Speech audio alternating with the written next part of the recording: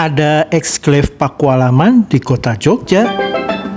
Eksklave bermaksud bagian dari sebuah negara atau provinsi atau kabupaten yang terpisahkan secara geografis dari wilayah utamanya dan justru terletak di wilayah bagian lain. Contohnya wilayah Kecamatan Colomadu yang terpisah dari induknya di Kabupaten Karanganyar.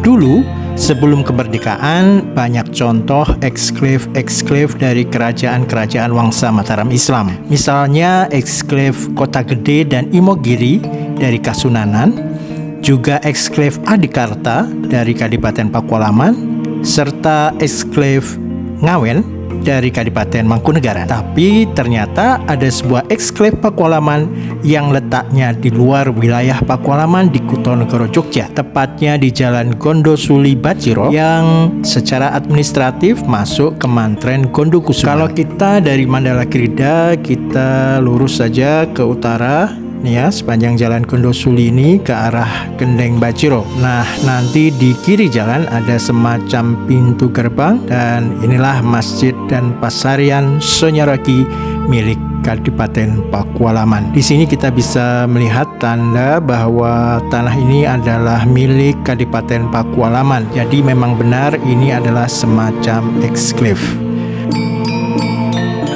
Disebut di luar karena wilayah tradisional Kadipaten Pakualaman adalah yang sekarang dikenal sebagai Kemantren Pakualaman. Batasnya adalah Kali Code di barat, Kali Manunggal di timur, Pasar Sentul di selatan, dan sepanjang Jalan Juminahan, Bausasran hingga Jalan Ki Mangun Sarkoro di sisi utara. Tapi kalau kita masuk, maka di kanan kita ini ada semacam bangsal beratap cuklu.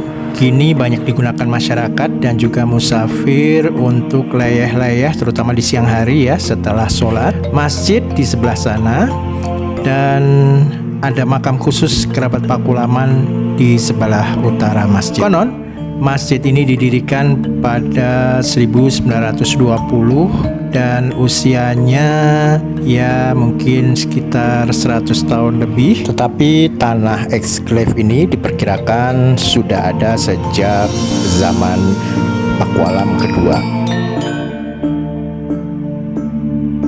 Ada di dinding Masjid Sonyoraki ini yang berbunyi sebagai berikut.